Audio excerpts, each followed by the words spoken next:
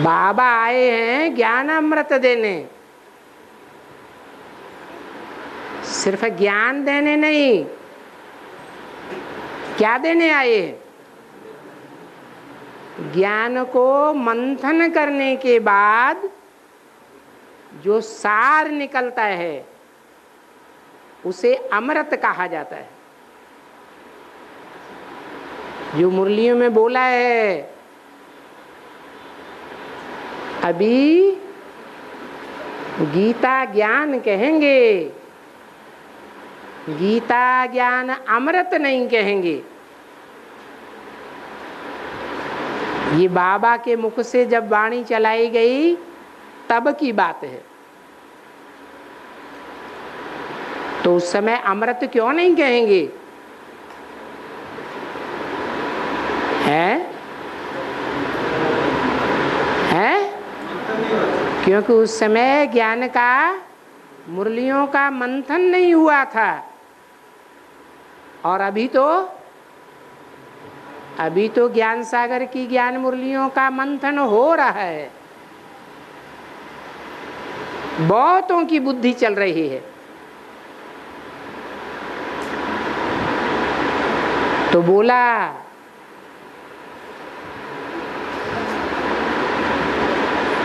जब बाप ज्ञान अमृत दे रहे हैं तो बिख का बुद्धि में मंथन क्यों चलता है? विषय विकार की बातों का बुद्धि में मंथन चलना चाहिए या ज्ञान अमृत का मंथन चलना चाहिए? है ज्ञान सागर है, जैसे उस सागर में रतन भी भरे पड़े हैं और कचरा भी भरा पड़ा है। अथाह कचरा नदियां ले जाकर के डालती हैं।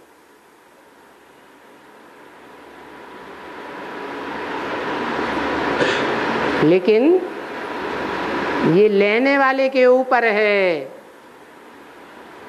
कि उसे क्या चाहिए।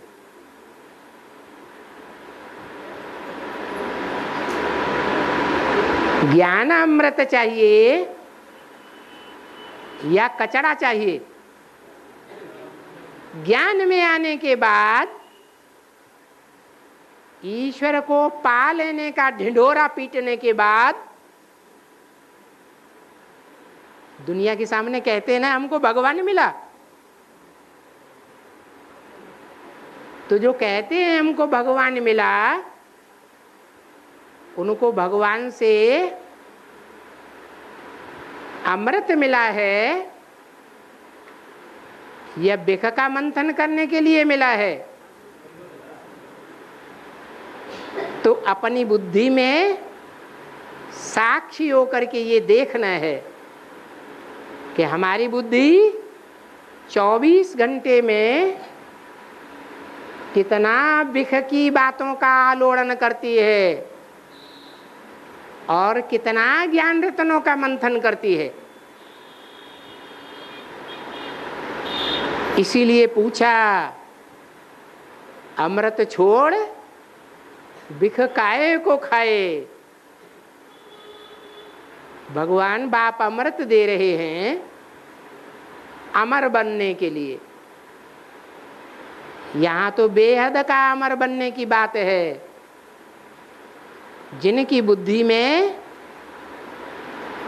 ज्ञान अमृत मंथन होता रहेगा उनको अनिश्चय पैदा होगा। अनिश्चय रूपी मृत्यु होगी? नहीं हो सकती।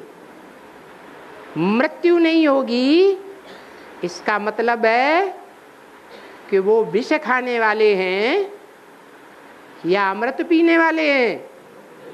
अमृत पीने वाले हैं। जिनकी अनिश्चय रूपी मृत्यु हो जाती है उन्होंने जरूर विष का मंथन किया है बुद्धि से, या तो कर्मेंद्रियों से भी पाप कर्म कर लिया है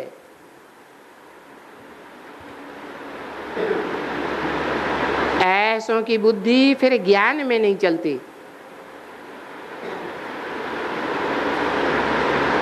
ऐसी आत्माएं फिर दूसरों को ज्ञान भी नहीं सुना सकती। इसलिए बोला अमृत छोड़ बिख काये को खावे।